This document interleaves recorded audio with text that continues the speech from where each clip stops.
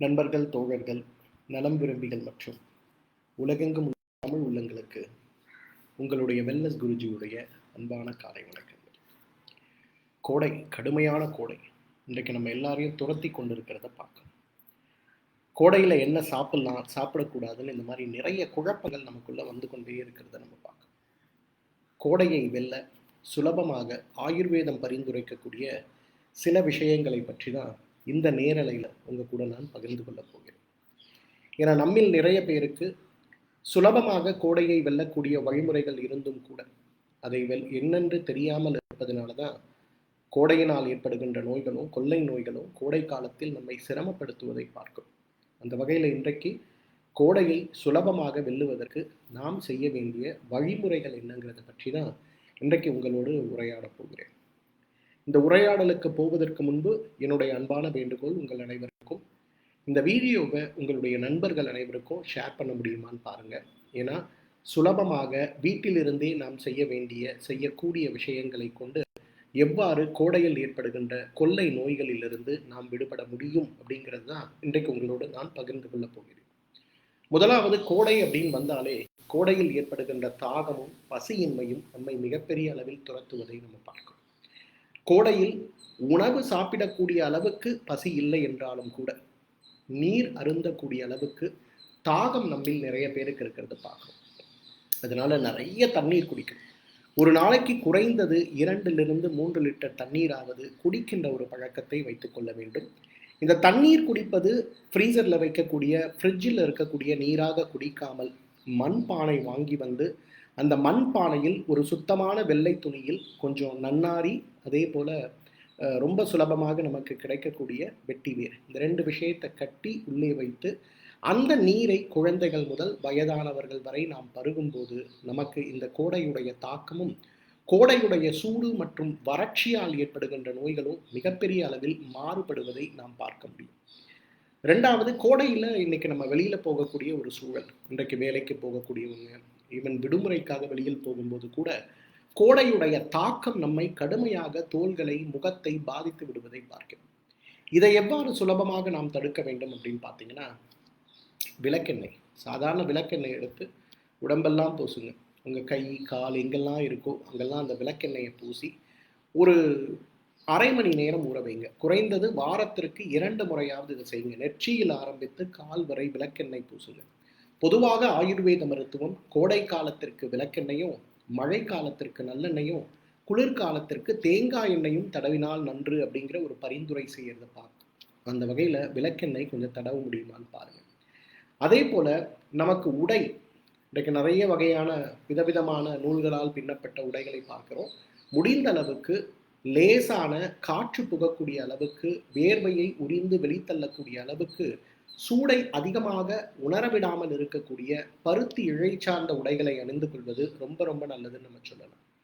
4வது, குறைந்தது காலை 10 மாலை 4 மணி வரை குழந்தைகளோ வயதானவர்களோ ஏன் நாமோ கூட வெளியில் போவதை தவிர்க்க முடியுமான்னு பார்க்கணும். அலுவலகம் போவதற்கு கூட கொஞ்சம் ஏர்லியாக கிளம்பி நம்ம அலுவலகம் போய் கோடைக்கு முன்னாலே அலுவலகத்தில் இருந்து 6 மணிக்கு மேலே வேலை நேரம் முடிந்த பிறகு கூட முடிந்தால் 1 மணி நேரம் கூடுதலாக இருந்து திரும்பி வர முடியுமா அப்படிங்கிறத நம்ம பார்க்கணும். கண்களை பாதுகாத்துக் கொள்வது அப்படிங்கிறது ரொம்ப அவசியம். இன்றைக்கு நம்மில் நிறைய பேர் சூரிய ஒளியை பார்க்கக்கூடிய அளவுக்கு கூட நமக்கு கண்களில் ஒரு ஒளியற்ற தன்மை இருக்கிறதுனால நம்ம எப்பொழுதுமே கண்களுக்கு கண்ணாடி அணிந்து கொள்வது அப்படிங்கிறது ரொம்ப அவசியம். குளிர்ந்த கண்ணாடி, கூலிங் கிளாஸ் அப்படிங்கிறது அணிந்து கொள்வது. கூலிங் கிளாஸுங்கிறது எல்லாம் ஸ்டைலுக்கு போடுறோம்னு நினைக்கிறோம். தவறு. கண்களை ரொம்ப பளிச்சென்று இருக்கக்கூடிய ஒளிகளிலிருந்து காற்றுக்கொள்வதற்கு.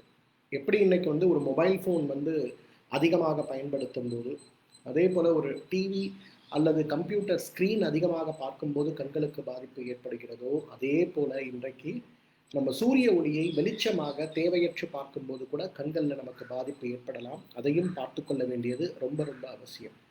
அதே போல் நாம் இருக்கக்கூடிய இடங்களில் ஃபேனோ அல்லது ஜன்னல்கள் இருந்தால் அதை திறந்து காற்று வாட்டமாக வைத்துக்கொள்ள முடியுமா அப்படிங்கிறது பாருங்கள். நம்மில் நிறைய பேர் ஏசி போட்டுக்கிறோம். ஆனால் ஏசி இல்லை என்றாலும் கூட, அதே போல் 24 மணி நேரமும் ஏசியில் இருப்பதும் கூட உடலுக்கு பாதிப்பை ஏற்படுத்துங்கிறதுனால நம்ம காற்று வாட்டமான இடங்களிலோ இருக்க முடியுமா அப்படிங்கிறத நம்ம பார்க்கலாம். உணவு முறை எப்பொழுதுமே லேசான உணவு முறையை வைத்துக் கொள்ள முடியுமான்னு பாருங்கள். ஏன்னா இன்றைக்கு விடுமுறை காலமாக இருக்கிறதுனால விருந்தினர்கள் அதிகமாக வரக்கூடிய ஒரு சூழலில் நம்ம இருக்கிறதுனால பெரும்பாலும் உணவுகள் அசைவ உணவுகளோ எண்ணெய் பலகாரங்களோ நிறைய வீடுகளில் செய்கிறத பார்க்கணும். இதை சாப்பிடக்கூட ருசிக்கக்கூடிய வயிறற்ற ஒரு நிலையில் நம்ம இருக்கிறதுனால முடிந்த அளவுக்கு இந்த உணவுகளை தவிர்க்க அல்லது குறைத்து கொள்ள முடியுமான்னு பாருங்க. அதே போல நிறைய வகையான வெளி விளையாட்டுகள், சுற்றுலாக்கு போவது, கோவில்களுக்கு போவது, விருந்தினர் வீடுகளுக்கு போனால் கூட சுற்றி இருக்கக்கூடிய இடங்களுக்கு சுற்றுலா, கல்யாணம், திருமணம் எல்லா விஷயத்தையும் இந்த கத்திரி வெயில்னு சொல்லக்கூடிய அடுத்த 4 வார காலங்கள் முடிகின்ற வரை கொஞ்சம் பார்த்து கொள்ள முடியுமான்னு பாருங்க.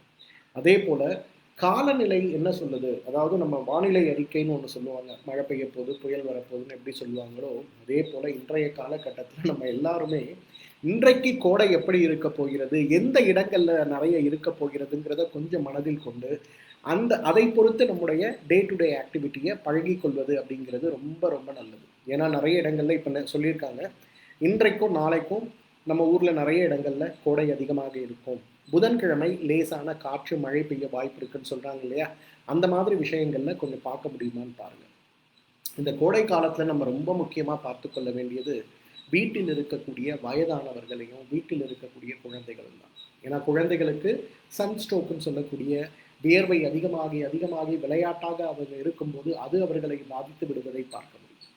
அதே போல வயதானவர்களுக்கும் எப்பொழுது அவர்கள் உடலில் இருக்கக்கூடிய அந்த நீர்த்தன்மை, உப்புத்தன்மை குறைந்து எலக்ட்ரோலைட் இம்பேலன்ஸ்ன்னு சொல்லக்கூடிய சோடியம் டெஃபிஷியன்சி ஏற்பட்டு அவர்களுக்கு பாதிப்பு ஏற்பட்டு விடும் அப்படின்றத நம்ம சொல்ல முடியாததுனால குழந்தைகளையும் வயதானவர்களையும் பார்த்து கொள்வதுங்கிறது ரொம்ப ரொம்ப இம்பார்ட்டன்ட் சொல்லலாம்.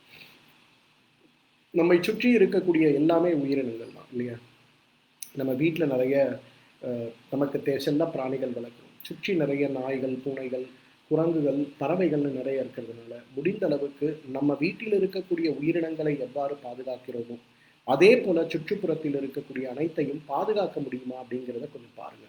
அதே போல குழந்தைகளை அதிக நேரம் வெயிலில் விளையாட விடாமல், பார்க்கிங் ஏரியாவில் விளையாட விடாமல் கொஞ்சம் பார்த்துக்க முடியுமான்னு பாருங்க.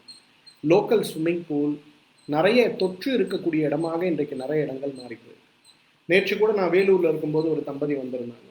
ஒரு 3 நாட்களுக்கு முன்பு குழந்தையோட ஒரு பக்கத்தில் இருக்கக்கூடிய தீம் பார்க் போயிருந்தோம். போன உடனே அங்கேருந்து குளிச்சுட்டு வந்ததுலேருந்து பையனுக்கு வாந்தி போயிடுச்சு. என்னன்னு கேட்டால் அந்த இடத்துல பொதுவாக ஒரு 1000 பேர் இருக்கக்கூடிய இடமாக அது இருக்குது. ஆனால் விடுமுறை காலமாகிறதுனால அந்த இடத்துல அன்றைக்கி 7000 பேர் இருந்திருக்காங்க.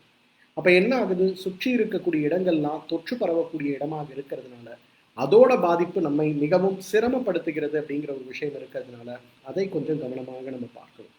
அதே போல தண்ணீர் தேவை. சில நேரங்களில் நமக்கு வேர்வை வரும், வறண்டு போகும், திடீர்னு பார்த்தா தலை சுற்றி மயக்கம் வர ஆரம்பிச்சிடும். டீஹைட்ரேஷன் சொல்லக்கூடிய உடலுடைய நீர்ச்சத்து குறைபாடு, மலம் கழிப்பதில் இருக்கக்கூடிய மாற்றங்கள், பேதி ஆகிறது, ஒரு நாளைக்கு 4 முறை பேதி ஆகுது, சாப்பிட்ட சாப்பாடு பசிக்கல, திடீர்னு வாந்தி எடுக்கிறோம், இந்த மாதிரி சூழல்கள் ஏதாவது வருதுன்னா உடனே அதற்கான கவனத்தை எடுத்துக்கொள்வது அப்படிங்கிறது ரொம்ப ரொம்ப அவசியம். இதை நம்ம புரிஞ்சுக்கணும்.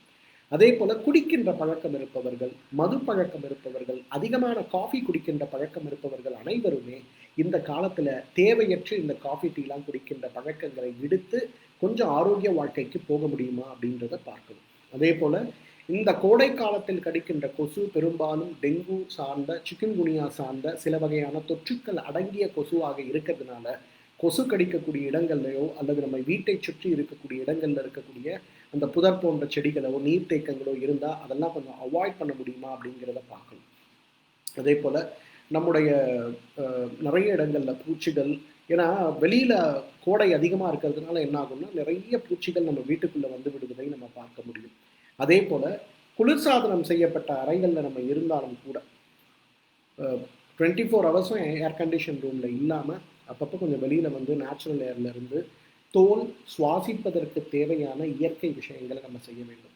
இப்போ கோடை அதிகமாக இருக்கிறதுனால நம்மில் நிறைய பேர் காலையில் வாக்கிங் போகிறது, மாலையில் வாக்கிங் போகிறது, எக்ஸசைஸ் பண்ணுறது, ஜிம் பண்ணுறது இதெல்லாம் கொஞ்சம் நிறுத்தியிருப்போம். முடிந்த அளவுக்கு அதெல்லாம் கொஞ்சம் பண்ண முடியுமா அப்படிங்கிறத பார்க்க முடியும். அதே போல் இந்த சூடு காலத்தில் வீட்டை விட்டு வெளியில் போகாமல் வீட்டுக்குள்ளேயே இருக்கும்போது சில நேரங்களில் மன அழுத்தம் நம்மை பாதிப்பதற்கும் வாய்ப்பு இருக்குது. அதனால் முடிந்த அளவுக்கு தொலைபேசி வழியாகவோ வீடியோ சாட் மூலமாகவோ நண்பர்கள் தோழர்களோடு உரையாடி டிவி மட்டும், வீடியோ மட்டும், மொபைல் மட்டும்தான்ற ஒரு சூழல் இல்லாமல் நம்மை நாமே மனதளவில் நிறைய மகிழ்ச்சியாக வைத்துக்கொள்ள முடியுமா அப்படிங்கிறத பார்க்க முடியும்.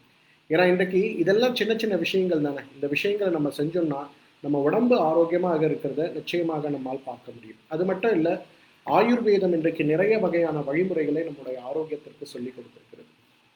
உங்களுக்கு இந்த கோடை காலத்தில் என்ன செய்தால் ஆரோக்கியமாக இருக்க முடியும் அப்படிங்கிற கேள்விகள் ஏதேனும் இருக்கு அப்படின்னா, ஸ்ரீவர்மா ஆயுர்வேத மருத்துவமனையுடைய கால் சென்டர் 9500123431 மற்றும் 95 நம்பர் திரும்ப சொல்கிறேன், 9952666359 அல்லது 9500946631. இந்த 2 நம்பரில் ஏதாவது ஒரு நம்பரை தொடர்பு கொண்டீங்கன்னா கோடை காலத்தில் ஆரோக்கியமாக வைக்கக்கூடிய யோக பயிற்சிகள் என்ன, தியான பயிற்சிகள் என்ன, வாழ்வியல் முறை மாற்றங்கள் என்ன தேவை, கோடை காலத்தில் உடல் கழிவுக்கு நம்ம என்ன செய்யணுங்கிற எல்லா விஷயத்தையும் உங்களுக்கு சொல்லிக் கொடுப்பாங்க.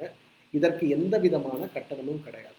நீங்கள் தொடர்பு கொண்டீங்கன்னா டாக்டர் அஜிதா தலைமையிலான மருத்துவ குழு உங்களோட பேசுவாங்க. பேசி உங்களுக்கு என்ன தேவைன்னு சொல்லிக் கொடுப்பாங்க. கொஞ்சம் ஃபாலோ பண்ண முடியுமான்னு பாருங்கள். மீண்டும் மற்றொரு நேரலையில் உங்களை சந்திக்கிறேன். கோடை காலத்தை கடக்க சின்ன சின்ன விஷயங்களை நம்ம செய்து கொஞ்சம் கவனத்தோடு கோடை காலத்தை அணுகினாலே வீட்டில் இருக்கக்கூடிய வயதானவர்கள், பெரியவர்கள், அவர்களுக்கு இருக்கக்கூடிய சிரமங்கள் அனைத்தும் மறைந்து ஆரோக்கியமான ஒரு வாழ்க்கை நாம் வாழலாம். இந்த நாள் உங்கள் அனைவருக்கும் நன்னாளாக, பொன்னாளாக, மகிழ்ச்சியான நாளாக, ஆரோக்கியத்தை அள்ளித்தரக்கூடிய, வெற்றியை தரக்கூடிய திருநாளாக அமைய என்னுடைய வாழ்த்துக்களும் பிரார்த்தனைகளும். நன்றி.